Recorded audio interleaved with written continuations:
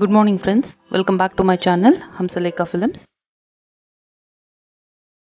పొద్దున్నుంచి ఒక ఆలయం చుట్టూ తిరుగుతూ వేరే గుళ్ళన్నీ చూసాము. సో అందుకే సాయంత్రం మేము ఆటో మాట్లాడుకుని కచబేశ్వర స్వామి, పాండవర్ కృష్ణ దేవాలయం ఈ రెండు చూద్దామని ఆటో మాట్లాడుకున్నాం. 300 రూపాయలు ఛార్జ్ చేశారు.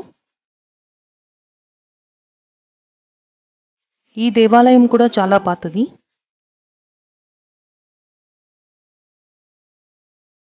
ఈ దేవాలయం బస్ స్టాప్ నుంచి, రైల్వే స్టేషన్ నుంచి ఒక 2 కిలోమీటర్ల లోపలనే ఉంటుంది.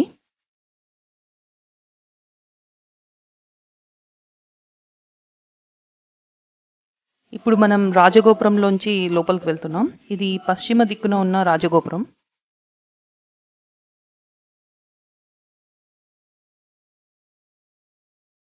ఈ ఆలయం 1600 సంవత్సరాల చరిత్ర కలిగింది అనేది ఇక్కడ చరిత్ర.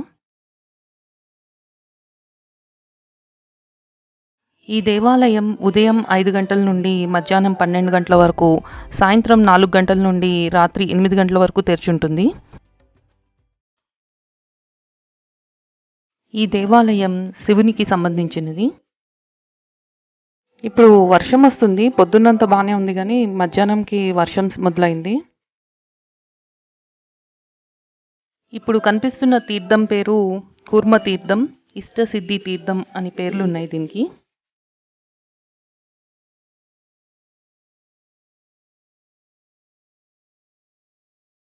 ఇక్కడ స్వామివారిని సుందరాంబిగై సమేత కచబేశ్వర స్వామి అని పిలుస్తారు.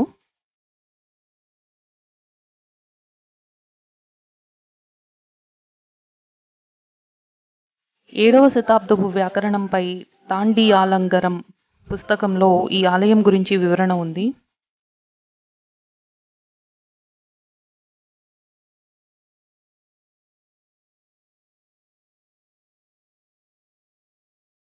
ఈ స్వామిని కచబేశ్వర్ అని ఎందుకు పిలుస్తారు అనే దానికి ఒక చరిత్ర ఉంది.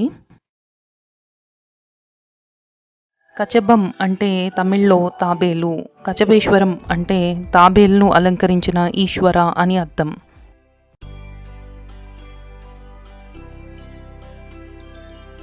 క్షీరసాగర మదనం జరిగేప్పుడు మందర పర్వతం మునిగిపోతుంటే విష్ణువు తాబేలుగా అవతరించి సాగర మదనానికి తోడ్పడ్డాడు.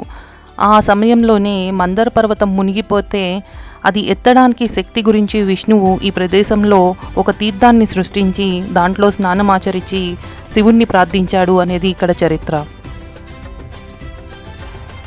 ఇక్కడ విష్ణుమూర్తి తాబేలు ఆకారం తీసుకుని శివుణ్ణి పూజించడం వలన కచబేశ్వరుడుగా ఇక్కడ శివుడు ప్రసిద్ధి చెందాడు.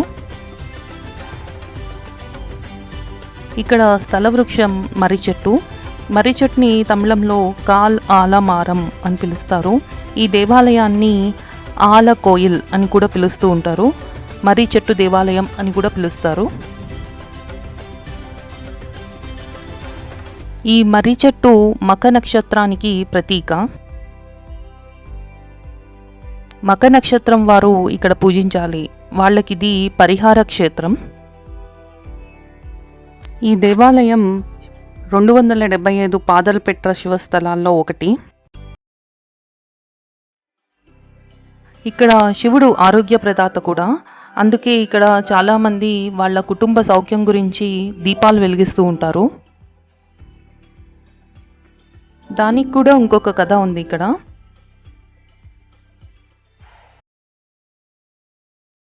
ఇంద్రునికి ఒకసారి వింత రోగం పట్టుకుంది ఒక శాపం వలన.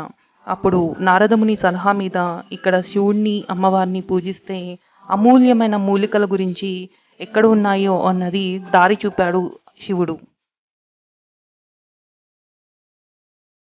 అశ్విని దేవతలు ఆ కారడవిలో ఆ మూలికలను ఎక్కడున్నాయో స్వామి చూపించినా వెతకలేకపోయారు.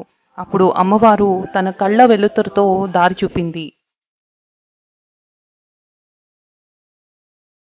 అందుకే అమ్మవారిని ఇక్కడ ఇరుల్నికియా అంబిక అని పిలుస్తారు. అంటే చీకటిని ఛేదించి వెలుతుర్ని ప్రసరింపచేసే అమ్మ అని అర్థం.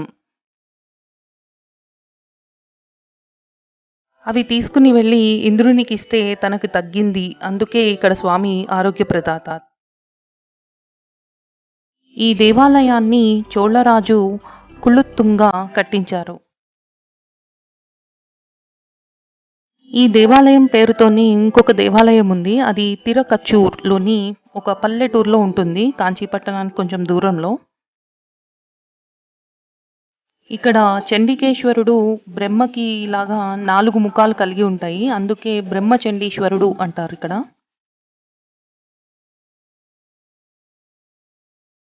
ఇంకొక కథ ప్రకారం ఒకసారి సుందరమూర్తి నయనార్ ఈ గుడికి బయలుదేరి అలసిపోయి మధ్యలో ఆకలితో నడవలేకపోయాడు.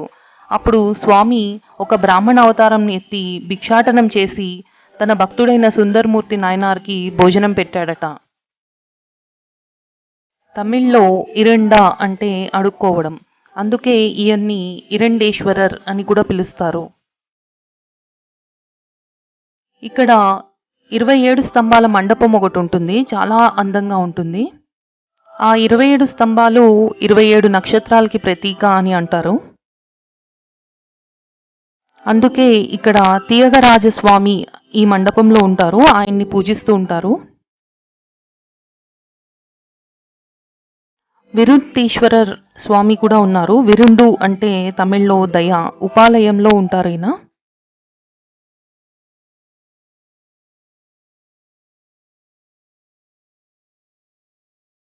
ఇక్కడ అసురుల రాజగురువు అయిన శుక్రాచార్యునికి మృత సంజీవిని విద్య వజ్రాయికై అనే విద్యని శివుడు ప్రసన్నుడై ఈయనకి ఇచ్చాడు అనేది ఇంకొక కథ కూడా ఉంది. ఇక్కడ అమ్మవారు అంజనాక్షమ్మ దక్షిణ ముఖంగా ఉంటుంది. ఇంకా వేరే ఉపాలయాలు ఉన్నాయి. గణేశుడికి, కార్తికేయుడికి, సరస్వతికి, భైరవుడికి, సూర్యుడికి ఇలా గుడి ప్రాంగణంలో చాలా ఉపాలయాలున్నాయి. ఈ దేవాలయాన్ని ఆది కంచి అని పిలుస్తారు. ఇక్కడ శివుణ్ణి పూజిస్తే ఆరోగ్యం ఎలాగిస్తాడో అలాగే దీర్ఘకాలిక రోగాలు ఉంటే అవి కూడా తగ్గించేస్తాడు. అలాగే అంజనాక్షి అమ్మవారు కళ్ళకి సంబంధించిన రుగ్మతలను పోగొడుతుంది. అనుజం అంటే కళ్ళు అని అర్థం. ఈమెనే సుందరవల్లి అని కూడా పిలుస్తూ ఉంటారు. ఇక్కడ అమ్మవారి ముందు శ్రీచక్రం ప్రతిష్ఠించారు. ఇక్కడికి రైతులు వచ్చి ఈ గుడిలోని ఇసుకను తీసుకెళ్ళి వాళ్ళ పంట పొలాల్లో జల్లుకుంటూ ఉంటారంట. ఇలా చేయడం వలన పంట బాగా పండుతుందని నమ్ముతూ ఉంటారు. ఇప్పుడు ఇక్కడి నుంచి పాండవ దూత పెరుమాళ్ దేవాలయానికి బయలుదేరుతున్నాం.